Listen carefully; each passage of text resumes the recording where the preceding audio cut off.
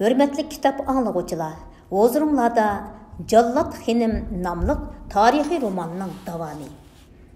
4. bab. Titrigen zemin. 1.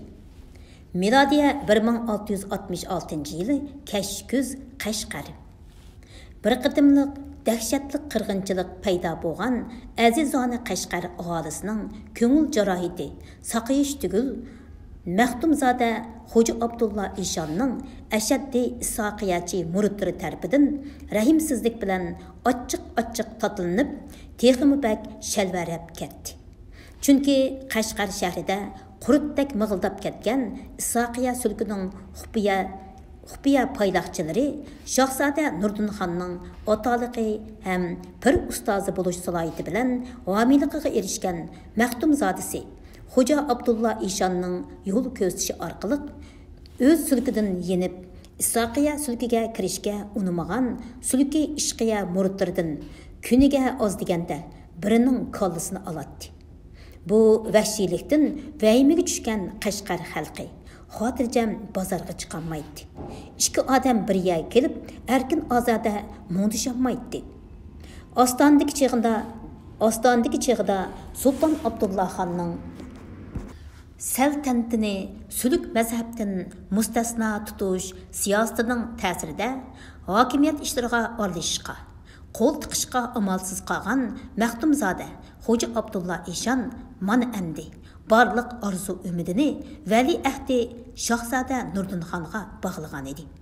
U ataliq martabasi, pir buzrukluq salohiyati bilan bir tarafdan Nurdinxonga turlik maslahat, tadbirlarni ko'zitib, mutoasini ishga oshirsa, yana bir tarafdan til yog'limiliq vositasini qo'llanib, Shahzoda Nurdinxonni maqtab, ko'kka ko'tarib, ko'nglini butunlay tugudak o'ziga moyil qilishga urinadi. Shahzodaning har bir harakatini, so'zlarini, xuy-paylini, odatlarini ulug'larning, avliyo anbiyolarning, hatto payg'ambarlarning fazilat, xuluq mijoz, ish amallariga taqqoslab holi qolmaydi. Otaliq bo'lmish bu piri buzrukning bu maqtash laplarga chin pitibli qolgan Shahzoda Nurdinxon xushalliqidan o'zini qo'yarga yer topolmay qoladi-da. Qashqarning hokimiyat ishlarini bu sherin so'zlik Eshonga tashlab berib, o'zi haramda kenizaklari bilan ishqibozlik qilib, bazma so'rinlarida may sharob ichib, mast alas yuratdi. Eshon bo'lsa Shahzodaning har kuni o'rnidan ayrilmay, yurtlarchilik tizginini adolat bilan tutib o'tirib, Qashqar xalqiga cheksiz mehribonlik bilan ko'ngil biliyotganligi, yurt makonlarni qaytadan obodlashtirib, xalq turmushini yaxshilab, elning ko'nglini tinchitganligi haqida bir talay yolg'on yovdoqlarni to'qib, Sulton Abdullah xonga haftada bir qatim degudak ma'lumot yo'llaydi. Qilgan ish amallariga loyiq maqtanish albatta yaxshi ish. U maqtalg'uchining yaxshi ish amallarini davomlashtirishiga turtki bo'ladi. Ammo o'zida yo'q sifatlar bilan maqtanishga noil bo'lib, buningdan cheksiz hozir his qiluvchilarning ko'pinchisi ahmaq, ma'madon kishilardir. Shahzoda Nurdinxonmi ana shunday kishilarning jumlasidan edi.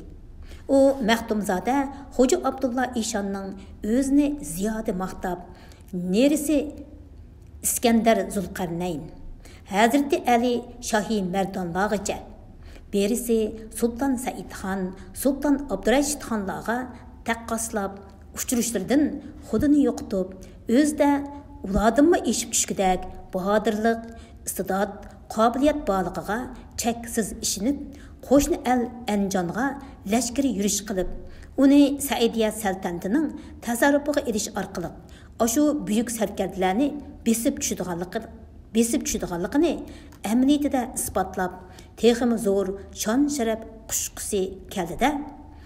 Bu arzu maqsadini otaliqi Xo'ja Abdulla Eshon piri buzrugiga bildirishgimi oldirab, darholla dadisi Sulton Abdullah xonga Andijonga yurish qilish to'g'risida ma'lumot sundi.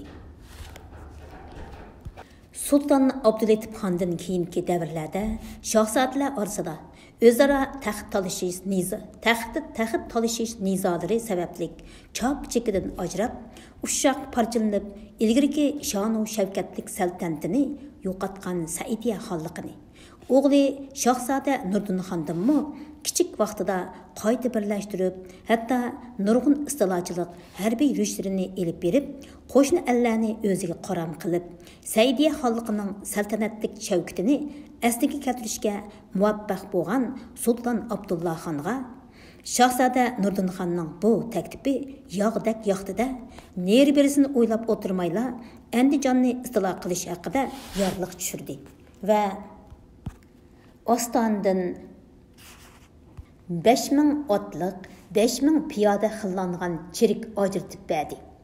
Xo'ja Abdullah Eshon buningdan kechikib xabar topganda bo'lsa, xon yorliqi olliburun yetib kelib bo'lgan edi. Ostandan yo'lga chiqqan lashkarlarmi Qashqar shahrining sirtida chedir bargohlarini qurib, Shohzoda Nurdin xonning farmonini kutib turishgan edi. Xo'ja Abdullah Eshonning Qashqardan ayrilg'usi, Shohzoda Nurdin xonnimi Qashqardan bir qadam neri yo'latqusi yo'q edi. Shu kunlarda uning asiyodi bir amallarni qilib, Shohzoda Nurdin xonni vali ahdlikdan xonliq taxtida o'tirg'izib, o'zi parda orqasida hokimiyat tizginini tutishdi edi. Afsus, u bu ham xiyolni amalga oshirish haqida hadab, amal, chora izlayotganda o'ylamagan yerdan bu avorchilikka yo'liqqan edi. Otaliq bo'lish sifati bilan Xo'ja Abdullah Eshon Shohzoda Nurdin xonga hamroh bo'lib, bu harbiy yurishga qatnashishga majbur bo'ldi va Qashqardan qiymagan holda ayrildi. Qashqarda texi kashkuz fasli oxirlashmagani bilan hayvatlik Qorqurum tog'larining bag'ridagi terakdavan yo'llarida allaqachon qish fasli boshlanib ketgan edi.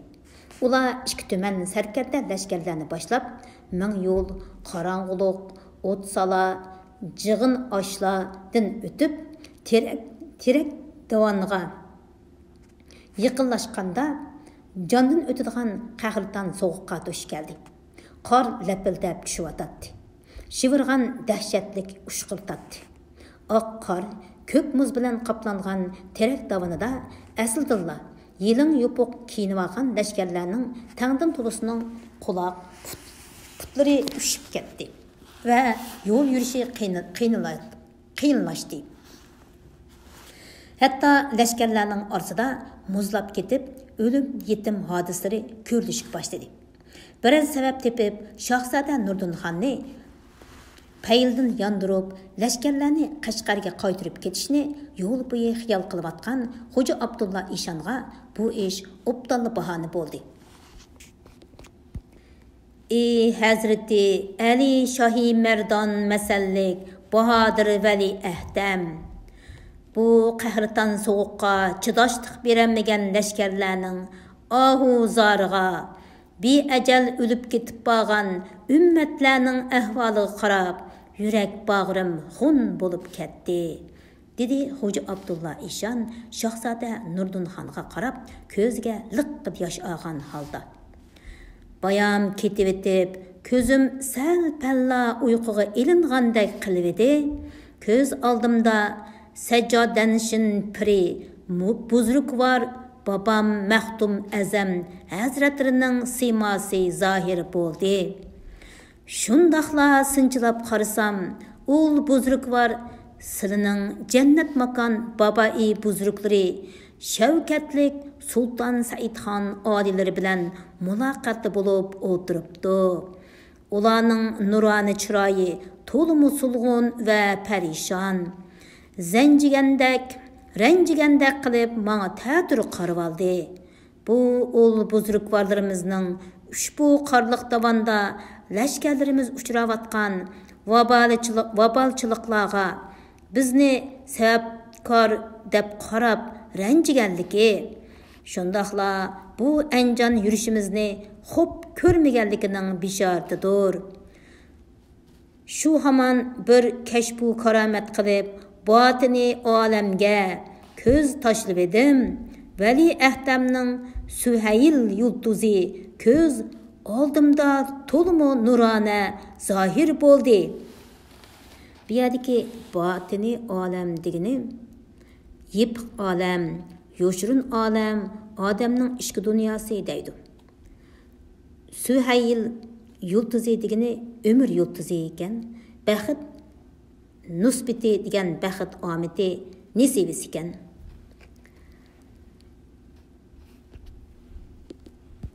Bu şahsadamning ömrünün uzun, baxit nusbitining to'limu ziyoda ekanligidan bishoratdir.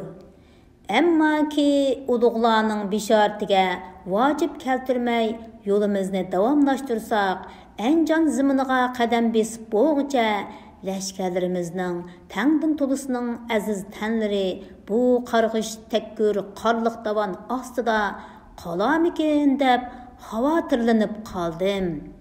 Shunga orqamizga yenib, kelar yili puxta tayyorlik bilan qaytadan farmoni oliyning yorliqini o'rindasaqmi kechikkan bo'lmasmiz deb o'ylayman.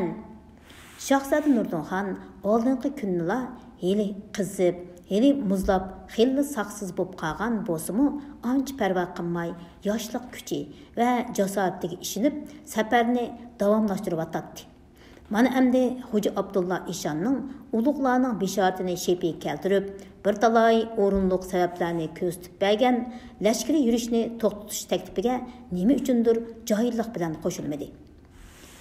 "Ey janobi piri buzruk", dedi u tatirib ketgan chiroyiga zo'rg'a kulgi yugurtib turib. "O'zri Hazrati Ali Shohi Mardon raziyallohu anhuning Rasulullahning dushmani mushriklarni jazolash uchun ilib borgan g'azotlarida buningdanmi necha hassa mushkulotlarga duch kelganda qilchilik orsolda bo'lmay jang qilib nusrat qozonganligini, Allohning madadkor bo'lganligini so'zlab bergan emasmidilar? Oldimizdagi bunchalik qiyin xatar Ali Shohi Mardon hazratlarining oldiga duch kelgan mushkulotlarning oldida qanchalik nimiti? Janoblardek Valiyulloh piri buzruk turgan yerda hech nimadan g'am emasman. Bu mushkulotlarni dafi qilishimiz uchun karomatlik duolarini o'ymag'ayla. Bu yerga dafi degani yengish, yo'qotish degan gapkan. Ishon shahzodaning oldida ilgari otgan lablarini misol keltirish orqali og'zini bundoq to'voqlab qo'ydiganligini faqatla o'ylamagan edi. Şoňlaşqa lam jim diyemey, ilojsiz halda lashkari yurishni davomlashtirishga majbur bo'ldi. Ularning bu xatarlik tog' yo'lidagi qor shivirganda davomlashtirayotgan mushaqqatlik safarini ba'ayni shumilining yo'l menishiga o'xshatishi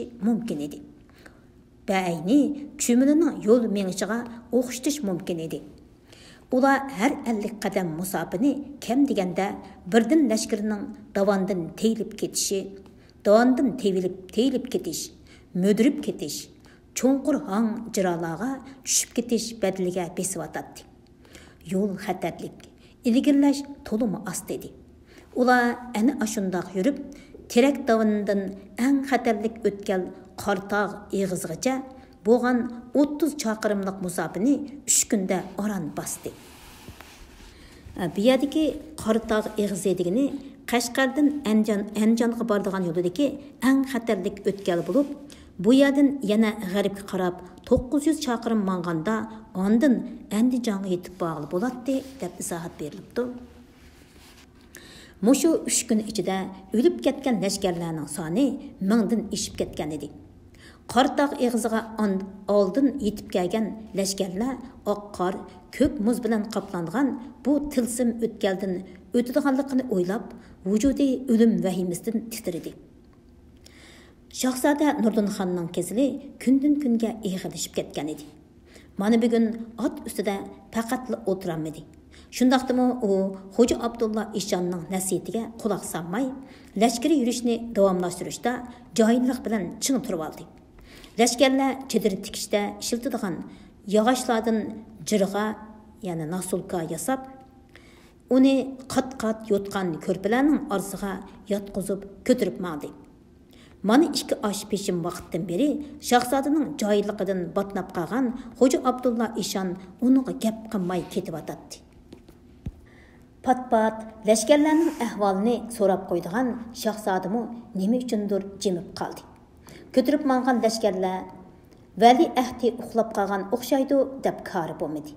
Bir chaqda Vali ahdining g'izoga ishtihosi bor yo'qligini so'rab bakmoqchi bo'lgan Bekavul amir lashkarlarni to'xtatib, mahkam cho'mkalgan yotqanni shundoqli qayirib cho'chib ketdi-da, Xo'ja Abdulla Eshon qatorliq sarkarlarni chaqirdi. Shahzoda Nurdinxon allaqachon o'lib qolgan bo'lib, jasadi muzdek qetib qolgan edi. Ular shahzodaning jasadini quchoqlab, bir haza Alloh tova silishib, g'ozi ichishgandan keyin qandoq qilish haqida maslahatlashdi. Shahzodaning meyitini ilib orqamizga yonayli, dedi Xo'ja Abdulla Eshon. Shu topda uning qalin qalpoqlari titrab ketib boradi. Uning so'g'uqdan yoki ochiqdan titrayotganligini hech kim bilmaydi. Shunda qilib Shahzoda Nurdinxonning Anjonni istilo qilish uchun qilgan lashkariy yurishi mana shundoq yerim yo'lda oxirlashdi. Ammo berishda 2000 dan ortiq, yenishda 2000 dan ortiq lashkarning jasadi Qorqurum tog'larining qor muzlari orasida mangulik qoldi. Yana texi quloq, put-qo'llarini ushtib olgan 3000 dan ortiq lashkar saqayib asliga kelanmay umrlik meyib bo'ldi. İkinci, Maxtumzoda Xo'ja Abdulla Eshonning Shahzoda Nurdinxonni xonlik taxtiga chiqarish orqali hokimiyat tizginini qo'liga olib, saltanat surish ham Saidiya xonligi tavasidagi barliq ishqiya sulkidagi Xo'ja Eshonlarni taltukis yo'qitib, butkul xonlik va xalqni Isoqiya sulki tasarrufiga elish shirin xiyoli Shahzoda Nurdinxonning bevaqt o'limi bilan butunlay ko'pikka aylangan bo'lsa-mu, ammo Qashqarning noib amirlik martabasini qo'lga kirgizish orqali buyuk maqsadlarini keyingi kunlarda boshqacha usul bilan ro'yobga chiqarishni ko'ngliga tukkan edi. Afsuski Sulton Abdullah Xon uning bu xam xiyolini yo'qqa chiqarib, Qeyri amir Mirza Ming Turaq Churasni Qashqarning noib amirligiga tayinlab yorliq tushirdi. Amalsız qolgan Xo'ja Abdulla Eshon hasrat ichida Ostoniga qaytib kelishga majbur bo'ldi. Shuning bilan Qashqar xalqimi Isoqiya sulkidagi Xo'ja Eshonlarning, So'pi darvishlarning taqibi va zulmidan qutulib erkin nafas oldi. Mirza Ming Turaq Churas shariat yo'lini tutgan, har qanday sulk mazhabni tark etgan, yoshlik davrida Yakan xonlik madrasada har xil ilmlarni voyaga yetkazib, mutolaa qilgan xalqparvar, adolatlik Sulton Abdullah Xonga intayin sadoqatman odam edi. U Amerika bir Hinduqush Mirzaning zamondoshi va yaqin do'sti bo'lib, Hinduqush Mirzaga o'xshash Sulton Abdullah Xonning har qanday farmonini to'g'ri xato deb ayirib o'tirmay, sadoqatmanlik bilan bejondil o'rindaydi. Sultan Abdullah Xon hokimiyatini qo'g'dash, xonlikni ro'naq topqizish yo'lida jon tikib ajr singdirgan edi. Sultan Abdullah Xon Shahzoda Nurdinxonning o'limidan keyin texmi terikkak, texmi gumonxo'r bo'lib ketgan edi. Uningga Iroq yaqinidagi hamma amirlari Shahzoda Yo'lbosxon bilan til biriktirib, o'ziga qarshi yo'shirun harakat qilayotgandek tuyuladi. Şuna o əmirlərini muqim bir joyda qo'ymay davomli almashtirib turdi. Shu kunlarda o kimga ishonish, kimga ishonmaslikni bilmaydi. Shahzoda Nurdinxonning o'limidan keyin o'zini yolg'iz, yigona qolgandek his qilgan Sulton Abdullah Xon o'z vaqtida taxtni tortilish xavfi bor deb gumonlanib poligan hisobda Jungar aqsuyaklari ko'p parakanchilik silib turadigan Iroq Namrat yurt Chalishqa hokimlikqa belgilab avatgan inisi Shahzoda İsmail Xonni yorliq tushirib, Oqsuning noib amirligiga belgilagan bo'lsa-mu, inisi İsmail Xondan yanada xotirjam emas edi. Shu kunlarda Jungarlar yurtida panohtab, bir amal qilib Qashqarga qaytib kelishning planini tuzayotgan Shahzoda Yo'lbosxon bilan Xo'ja Hidoyatulloh Eshon Qashqarning noib amiri Mirza Ming Turaq Churasni ko'zga qadalgan mix deb bilib, uni bir amal qilib yo'qotish haqida plan tuzayotdi.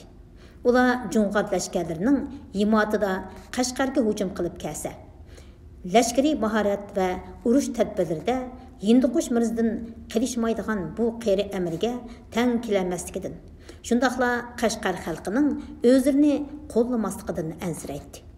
Vujudida bahodirlik, mardlik fazilatlaridan, qo'rqinchoqlik, nomardlik fazilatlari ustun turadigan Xo'ja Hidoyatulloh Eshon oxir yana hiyla mikr xaltisining og'zini ochdi. Milodiya 1667 yil beshida Sultan Abdullah Xon noma'lum, yaxshi niyatlik kishilar tarafidan qo'lga tekkizilgan Mirza Ming Turoq Churasining nomida Shahzoda Yo'lbosxonga Qashqarni topshirib berish, Yo'lbosxonning xonlik taxtiga chiqishi uchun Amiri Kabir Hinduqush Mirza bilan birlikda kuch chiqarish, Shahzoda Yo'lbosxon Qashqarga kelgan hamon Hinduqush Mirza qo'lidagi eng oliy lashkariy huquqdan foydalanib, Sultan Abdullah Xonni nazarband qilib, Shahzodani Ostonaga taklif qilish xususida yozilgan xatni topshirib oldi-da, ziyoda gumonxo'rlikdan paydo bo'lgan g'azabini besib ololmay, Hinduqush Mirzani Ostonada, Mirza Ming Turoq Churasini Qashqarda kollasini oldirdi. Hamda Qashqarga o'z qavmidagi amirlardan noib amir qo'yishga ko'ngil to'xtatmay, Qirg'iz millatidan bo'lgan Amir Qo'ysari Beyni noib amirlikka tayinlab yorliq tushirdi. Shuningdan boshlab Qashqar shahriga cho'ng bag'ish urug'idan bo'lgan bir turkum qirg'izlar tunji qatim rasmiy makonlashdi. Sultan Abdullah Xon Xo'ja Hidoyatulloh Eshonning qora xat hiylasiga yana bir qatim oldinib, o'z vaqtida Saidiya xonligini qaytadan birlikka keltirishga ko'p kuch chiqargan, nurg'un lashkariy yurishlarda birga bo'lgan, janggohlarda qon kechib, dushmanning qilish, nayza yo o'qlarga o'zini tutib berib qo'g'digan, xonlikning ro'noq tepishi uchun bir umr yurak qinini sarf qilgan sodiq amirlardan mangulik ayrildi. Mushu ichinishliq fojiadan keyin xalqning Sultan Abdullah Xonga bo'lgan noroziligi hassilab oshdi. Orda erkalarining xonga bo'lgan sadoqati va ishonchi suslashdi.